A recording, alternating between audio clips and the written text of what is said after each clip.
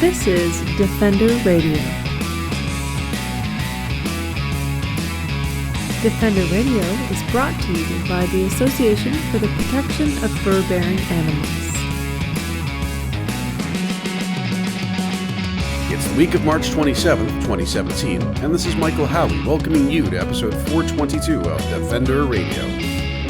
Before we get started today, I want to send a quick shout out to the Potter and Family crowd on Twitter for showing some great support for this show as we continue to try and expand our audience.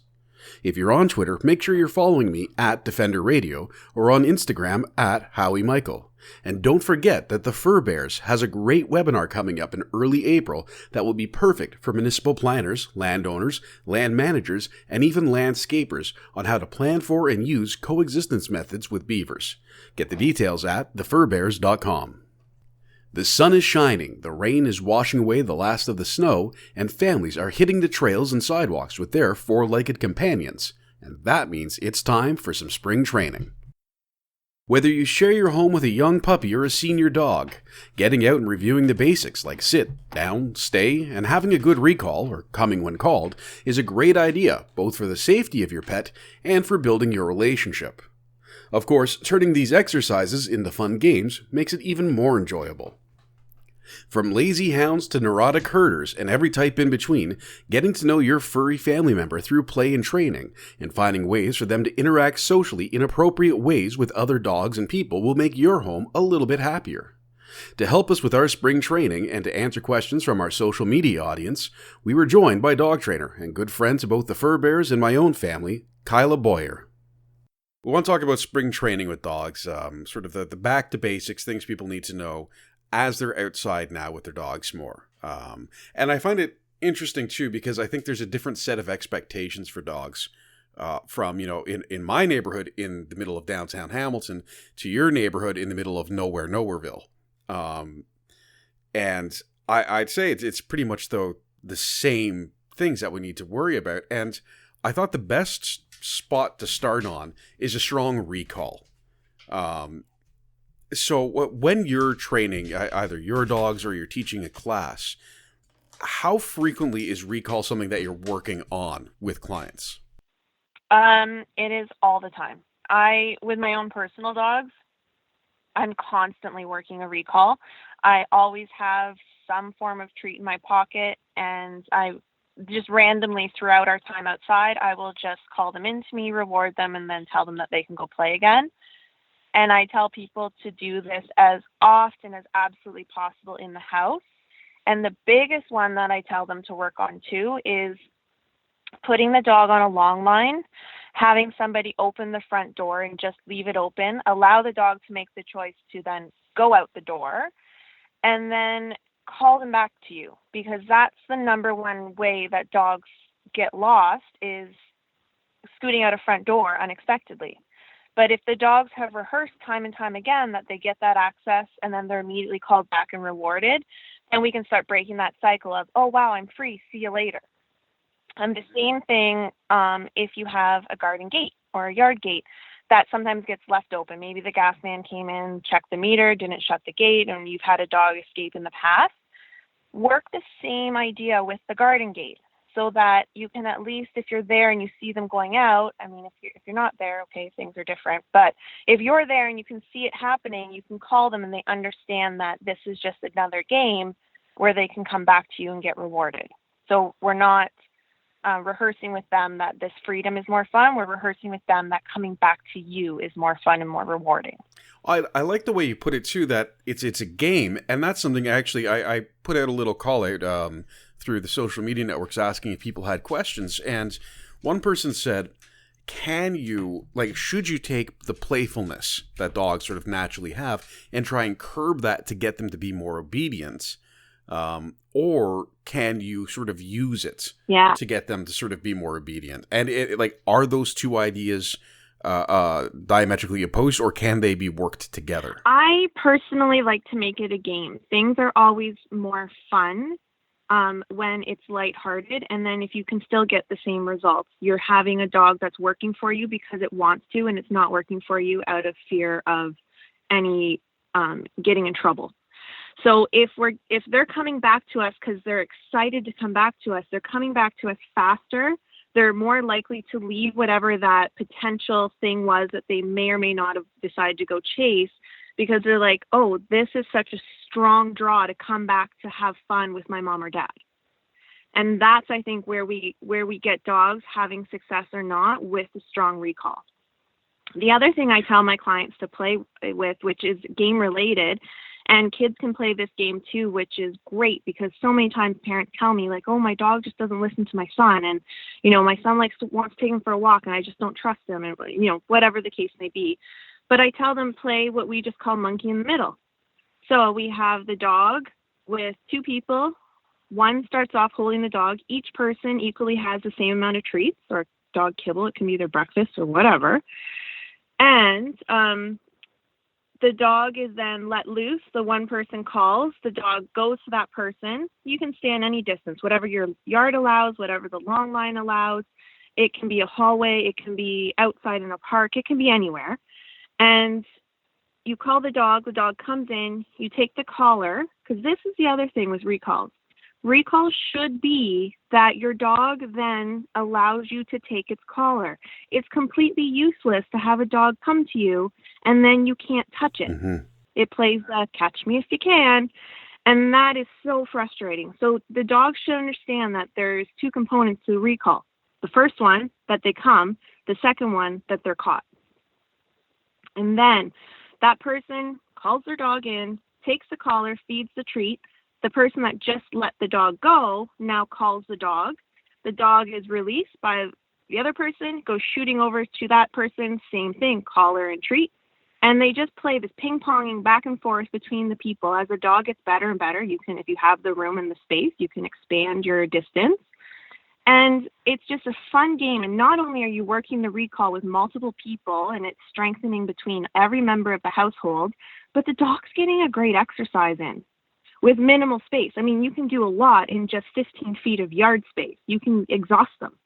That's always a really good game, and I tell people play that often. Well, one of the interesting ones we had too that came out of the questions, and I have to scroll around because I'm unprofessional now, was someone asking about dogs who have come from an abuse situation, who have maybe an untoward background, and that can be anything. With my dogs that we have the mix of JJ, who was more or less feral, and Pigeon, who was maybe smacked around a little bit before he came to us. So right. The question is, are there kinds of training that can be part of their healing when you have dogs like this? Again, so that range of a dog who simply has no socialization to a dog who has come from a very unfortunate situation. Is this the kind of thing where you maybe try and make these games into a part of their healing from that experience? Absolutely. I mean, dogs certainly know what has happened in the past, and they certainly do remember. But at the same time, dogs are very live in the moment. So if you yourself have never given the dog anything to worry about, then you're that much closer to proving to them and earning that trust. So by playing these games and by steering away from a punishment-based training method and making the recall game, especially the recall game, because we want them to come back to us if they get away. It's terrifying to know our dog got away and doesn't want to come back. So if we can make it that we've rehearsed with them so much that this always means you will get something good. I promise to you, I will never get you in trouble if you just come to me. That's very powerful to the dogs to know that trust and to have that understanding with us.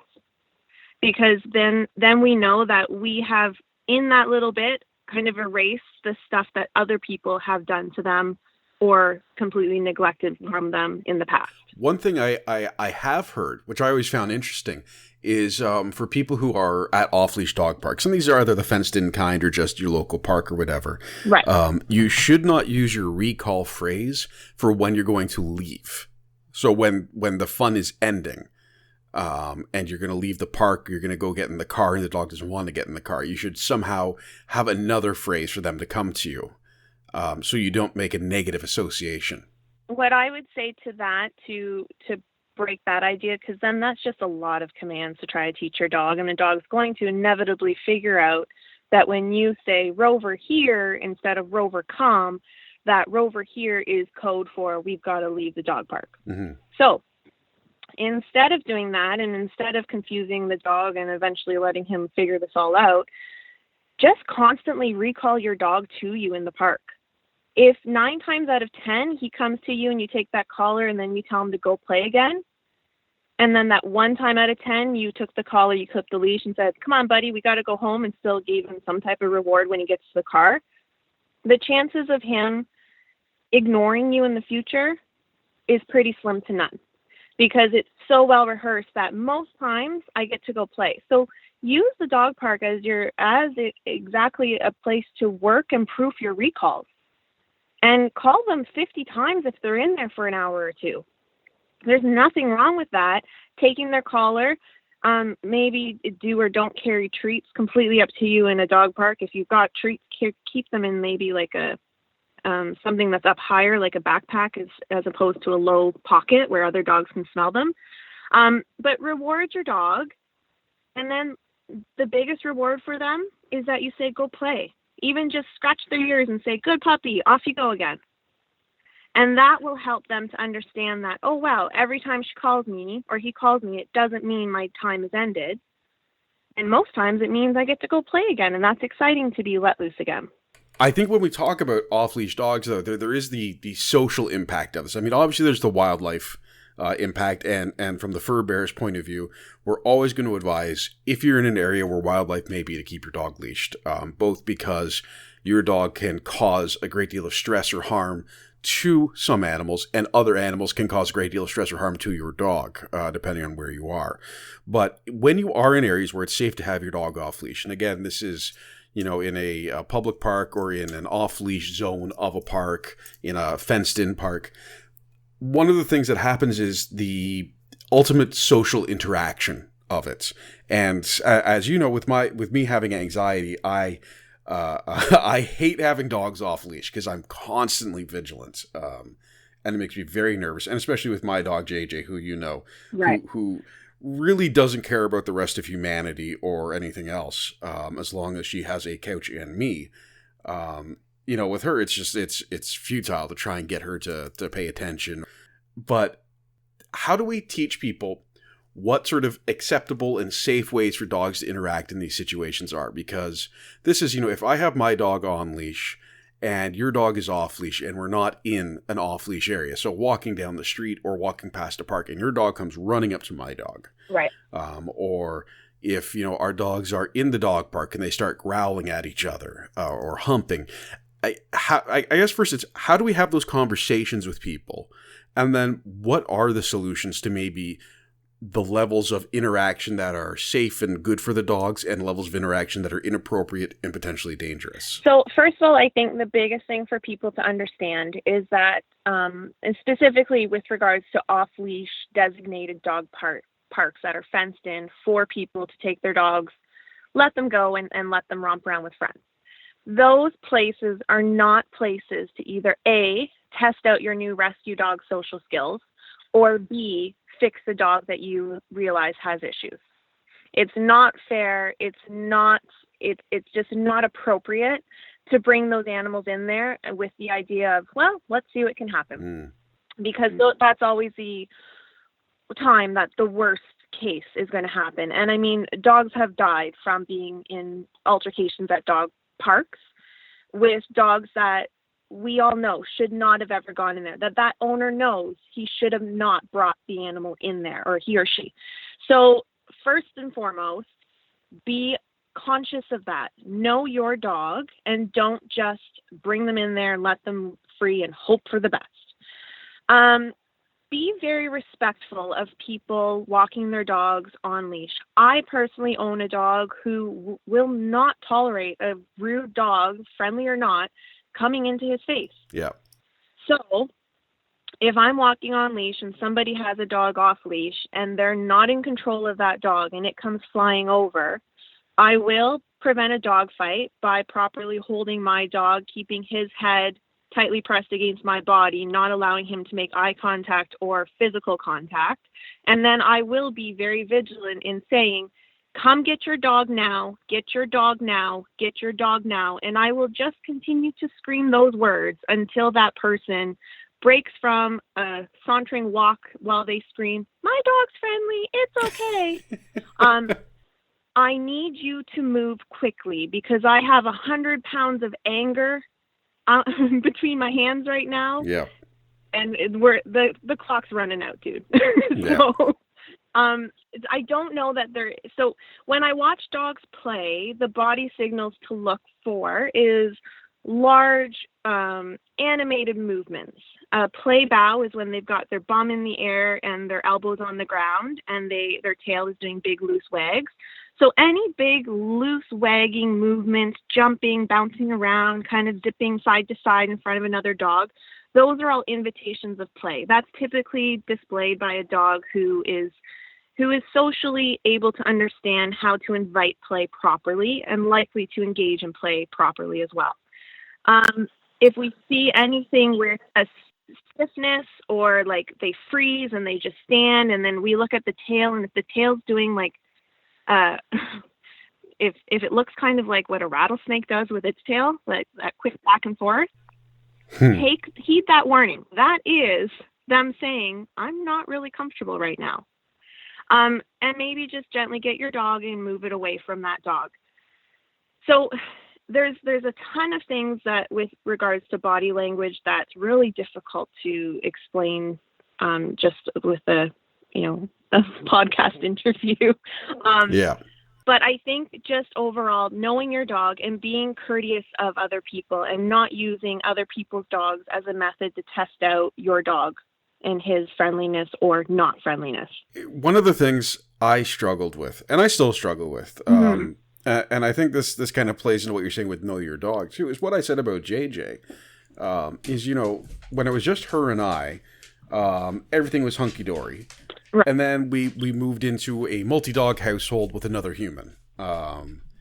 And I wanted her to be the happy pet who mixed in with everybody and who saw Kate as, another person that's great.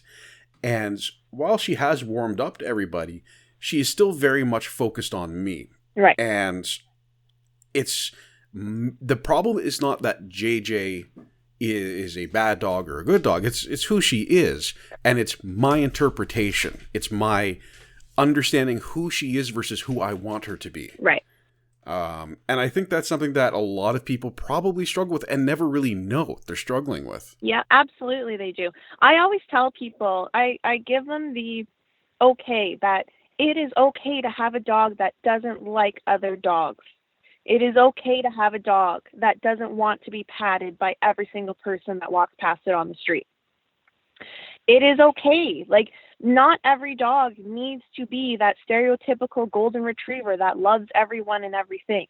They don't have to be like that. And just because you have a dog that may not be that stereotypical golden retriever, that's okay. Love that dog for what it is. Find that dog, with what it likes to do. It doesn't have to go to a dog park. It doesn't have to, those aren't things that will determine whether it's a good dog or not. Love your dog for the individual that he or she is. Well, and that's with JJ, one of the funny things that we'll see. And I think it's funny. Kate finds it to be infuriating, as I'm sure you've heard. But nope. With JJ, we'll be going... Oh, yeah, you've never heard her complain about JJ. We'll be going for a walk. And JJ will decide she's had enough. And say, nope, I want to go home now. Yeah. And just start pulling in the direction of home. And that's, for a while, when I had first adopted her, I tried taking her camping on big hikes and stuff. And same thing, we'd be going through, there's a canyon up North Halton that I would take her to. And we'd get halfway through and she would sit down and I'd say, yep, this is far enough. Let's go back to the air-conditioned car. And we can stop and get some French fries on the way home. Mm-hmm. And maybe watch a good movie later. She just had no interest in doing that. Whereas, we have other dogs who, like Baloo would be quite happy to live in a pile of dirt outside all the time. Yes. So it really is sort of taking time to get to know what your dog wants to do. And I'm going to come back to that. But one thing that we should talk about briefly are Flexi leads or extension leads. These are things that cause, yes, retractable. That's the term. These are ones that cause me just like heart palpitations every time I see them. Yeah. And there's all kinds of problems, but could you, as a trainer, as someone who works with dogs, sort of at all levels, from professional competitive agility to showing to one-on-one training, why are Flexi leads the devil? Flexi leads have their, or retractable leashes have their purpose. And I use them myself when I'm traveling on the road and I need to potty my dogs and I don't know the area that I'm in and what may or may not be laying in the grass. So I kind of will sight out a spot that I think, okay, this should be okay to potty the dogs in. And my dogs are used to being off leash. I live in the country. They don't typically potty on leash, so it's difficult. So having that retractable leash to use gives them that little bit more freedom, and then it gives me the peace of mind that they can't get too far from me. But again, I would only use them for that type of purpose. And I guess too, if you're on a trail where there's no roads and you're just you want to take your dog, but you're being conscientious of the environment around you, to not disturb wildlife, to not really leave the trail, but to still give your dog some freedom, I think that they have a purpose there. However, for just day-to-day walking down a street or down a really busy pathway, it's terrifying, because those leashes, when they are whipping past somebody's legs, bare legs and shorts, at an alarming rate of speed, I mean, there's been some serious injuries occurred from that. Not to mention, too, when you are walking straight and your dog is 16 and some of them are 26 feet in front of you, and if you're on a residential road and across the road runs a rabbit, your dog can actually do a hard left or a hard right and actually get onto the road and actually be hit by a car while still connected to you. So that's terrifying, that a lot of people don't recognize that. They just think, well, no, my dog can't. We're here on the street and my dog's going straight. They don't see that by a hard left turn, they actually now can get 26 feet or 16 feet directly beside you, which is directly onto the road.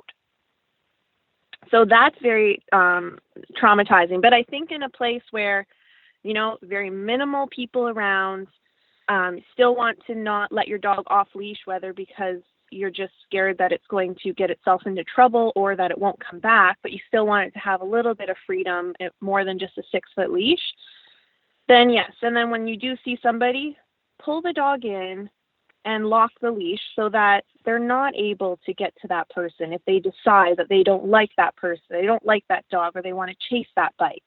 Be respectful of that. Lock them into you and then continue on, but keep the retractable leashes away from busy roads.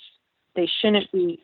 That's what gets me, is watching, even just sitting here at my desk and watching people walk with those, and knowing that your dog is going from 3 feet to 15 feet away from you in a heartbeat. Yeah.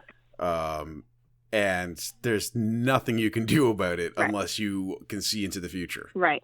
Right. And most boulevards are only 4, maybe 5 feet long, and like the grass area between the sidewalk and the curb. Well, yeah, and here in Hamilton, we don't have those. Right. It's sidewalk and then road. Right. So yeah, in Kitchener, we have the boulevard, but you're right. In Hamilton, it's mostly just sidewalk to road.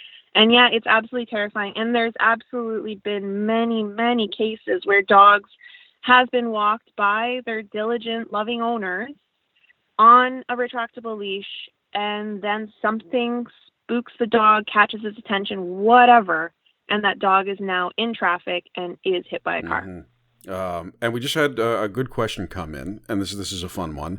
Why does our dog want to play ball, but he doesn't want to give the ball after a bit? So it's throw, no take, which is a fun game of many dogs. Is this a question from Pigeon? No.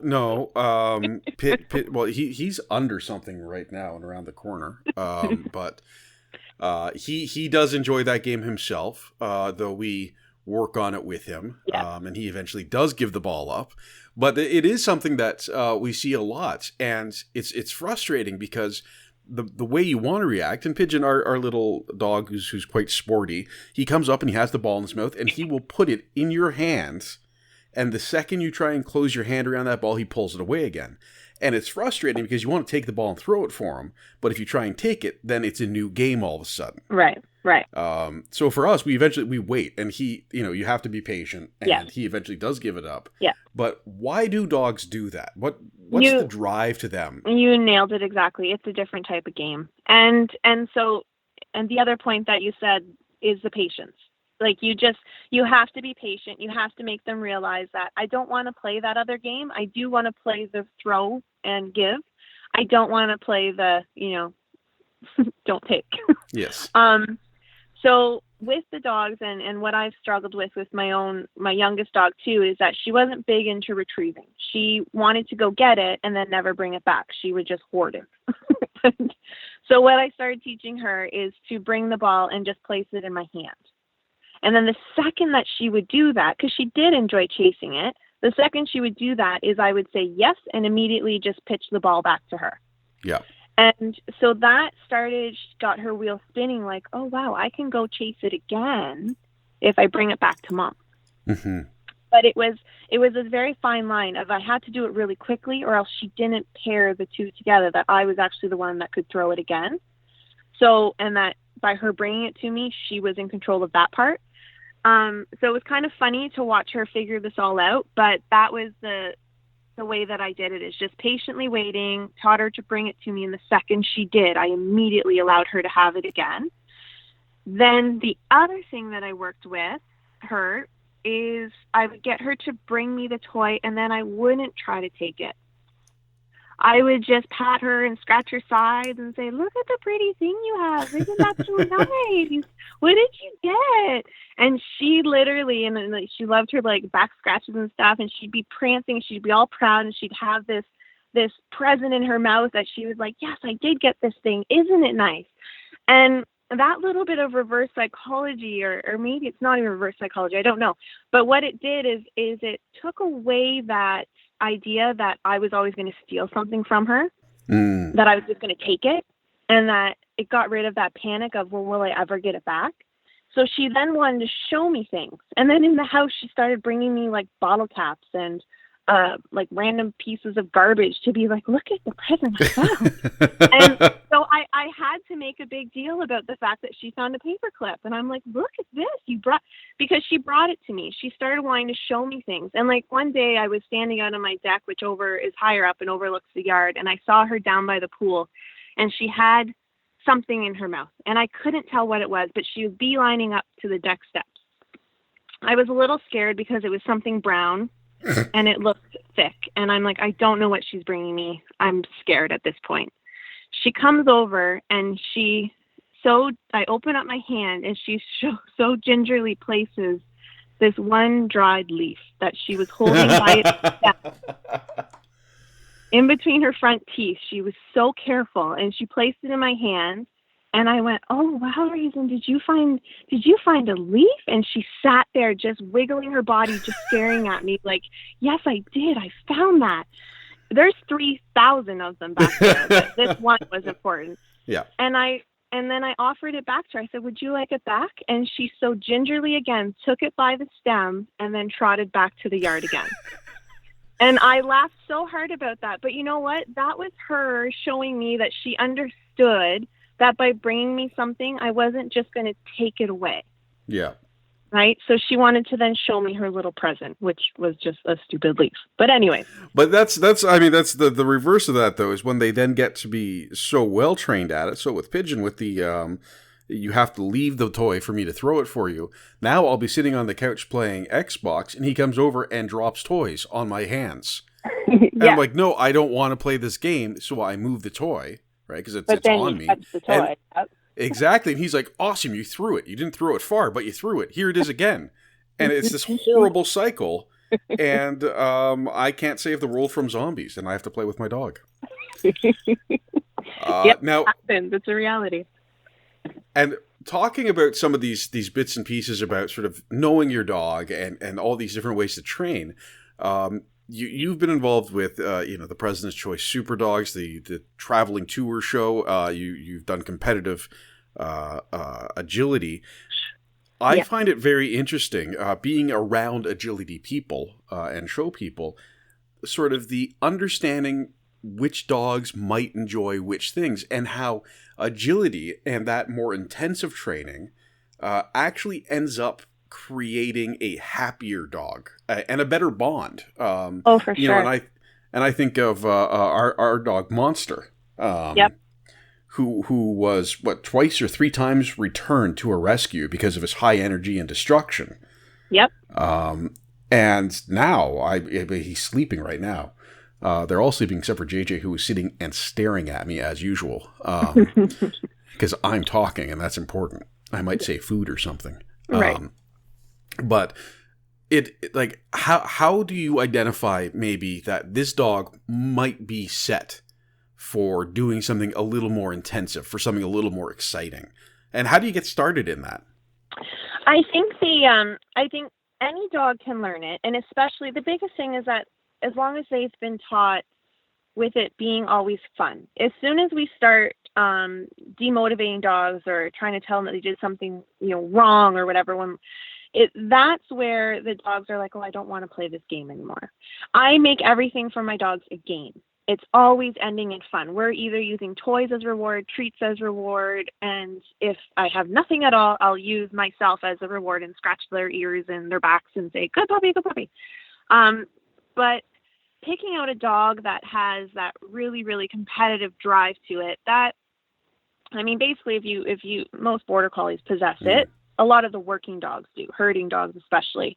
And that's kind of the first key. But with that being said, I've seen like wiener dogs who are just incredible agility dogs, Yorkshire Terriers. Like there's so many, and it's just in, I think, how they've been brought up and how they've been introduced to the sports and how they're like, wow, this is so fun, because every dog loves an outlet, whether that outlet is scent detection and finding new smells, or doing some obedience or frisbee or jumping off a dock or playing agility. They all have their thing that they're really, really going to love, but mostly they really love to just interact with us, to be with us. So I think once we figure out what we like to do, what our dog likes to do, what we can physically handle, then it's just finding a trainer in your area who not only uses positive methods, but who has done those types of competitions his or herself. Going to a trainer who's never actually competed in anything, that's a little difficult for them to teach you about the sport then, in my opinion. So I think that once you've found kind of your niche and what really excites you and what your dog seems to love, go to that trainer, go to those classes, see where it takes you, see how you guys progress. And if nothing else, just go have fun with your dog. Yeah, and that's, I think, sort of the ultimate thing is to have fun. And For that's, sure. If you've ever watched the movie, Best in Show, it may give a slightly different picture. But the agility stuff, it is a lot of fun to watch and to take part in. JJ, and because I'm talking about my dog because that's what I do. She's gone to training and she learned how to do a couple jumps and go through a tunnel. And then she said, okay, I did that. I'm going to go over here now. Even if you give her a full T-bone steak, she'll say, that's nice, but this floor needs laying on. I think one of the other things that needs to be addressed, and maybe the last part we can wrap up with this, is the opposite. So we're talking a lot about how to have fun to teach new things. But what about when we're seeing something that we don't want to happen? So that's, maybe counter surfing or humping other dogs on site. Or leash reactivity, I think, is probably a big one. Dogs who bark and lunge and things like that. Yeah. Can we use positive training, positive reinforcements in a situation that is full of negative things? Yeah, for sure you can. And especially like with leash reactivity, that's the biggest one, where people, I see them, they get mad at their dog and they yell at their dog for reacting, and then that only fuels the dog's fire. in terms of it understanding that, see, I have to react because if that dog comes any closer, I'm about to get in trouble. So it's this vicious circle. But if we change that dog's perception and we start saying that I'm going to reward you for looking at me, and every second of eye contact that you give me, I'm going to heavily reward that by feeding you a treat. And if they're going to give you 15 seconds of eye contact while the dog passes by, reward that. But what you're showing your dog is that, wow, good things happen when a dog passes me. I can look to my mom or dad, I get good things in return, and it wasn't so scary after all. And that doesn't have to be a dog. It can be a bike, a skateboard, children in general. And though that same technique applies to all of those situations. A reacting dog is simply a dog that is worried and doesn't know what else to do, and it's in desperate attempt mode to get that thing to go away. So with humping, though, that's a little different. Humping isn't always a sexual-based thing. It's not a dominant-based thing. It's just dogs do it because they just don't know any better, because it can be an invitation to play for some dogs. So, and some dogs don't mind it. Like they're like, I don't care if you can hump me, like whatever. Other dogs take great offense to it. So I always say, as a safe rule of thumb, if you are in a dog play group and your dog is trying to hump somebody, just gently walk over and push them off. Like just gently push them off and like just let them know, no, don't do that. Like a dog may not be okay with that.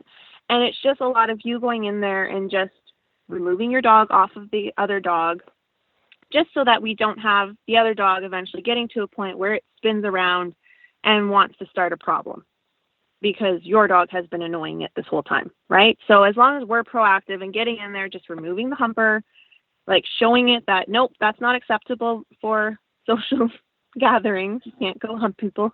And giving them an alternate option that they can you can go play, you just can't hump. What was the other one you said? Counter surfing. So counter surfing is a tough one because it is so highly rewarding to them if they get something. So the biggest thing with counter surfing is supervision and diligence. Don't leave anything edible up there. If they do it 10 times and on time 10 they got something, they're going to try it another 10 times. If they do it 10 times and they've gotten nothing the whole time, they may go up there and see, but eventually that's going to be fading. When you see it physically happening, you can tell them off. But realistically, all you're teaching them is that when you are home and you are within eyesight of this happening, don't do it then. Wait till they're gone. So the biggest thing is removing the opportunity for them to actually get something, because a few efforts and failed attempts is what will ultimately get that behavior to start diminishing. You being there, sure, and if you want to, scream and throw a hissy fit at your dog, you can, I guess, but again, they're only learning to not do it in front of you. Yeah, and it's funny. That actually happened the other day. It's why I brought it up. JJ used to do this and did it again for the first time in a long while. I was sort of standing in the back door, wiping paws.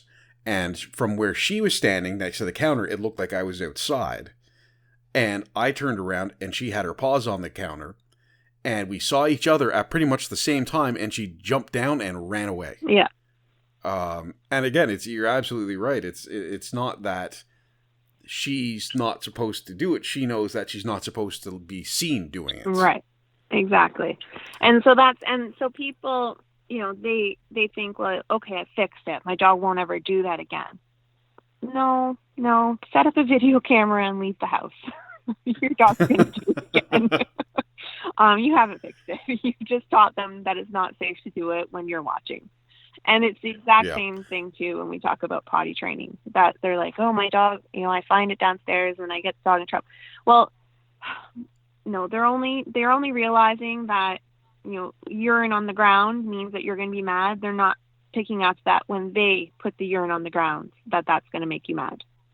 So, well, and that's that immediacy that you were talking about. They live very much in the moment. While they remember things, they are looking at what's happening right now. So they're not putting together, I did this half an hour ago. Exactly. and now you're mad that I did this half an hour ago. They're seeing that you're mad that this is a thing. Yes, and the same thing for if they knock over the garbage and you walk in the house and garbage is everywhere and the dog begins its very appeasing actions, like walking over to you, cowering, licking its lips, ears back, might even roll over on its back. All of those things, it's not apologizing for destroying the garbage. It had a heck of a time doing it, and if you give it the option tomorrow, it's going to do it again. Heck, if you put it all back together and walk out of the house, it'll probably do it right again.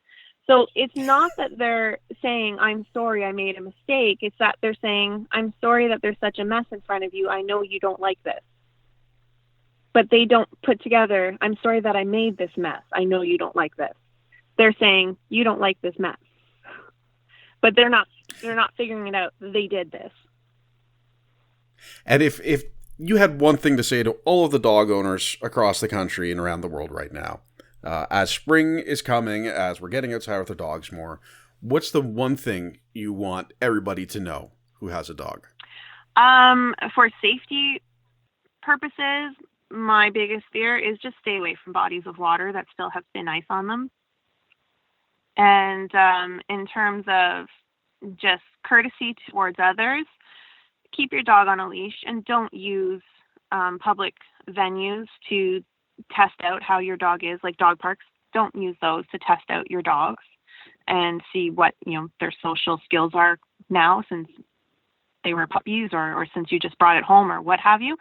And yeah, I guess that would be it. And mostly just go out and get out there and be active with your dog. Have fun. If you're looking for a new dog trainer in your area this spring, please do consider one who uses positive reinforcement methods, which much research points to as the most effective and most humane training method available. That's the show for this week, folks. I want to thank Kyla for joining us and everyone from the Podern family crew on Twitter, as well as our supporters across social media for helping us out with some questions this week. Be sure to follow me on Twitter at Defender Radio, on Instagram at Howie Michael, and on Facebook through the Fur Bearers.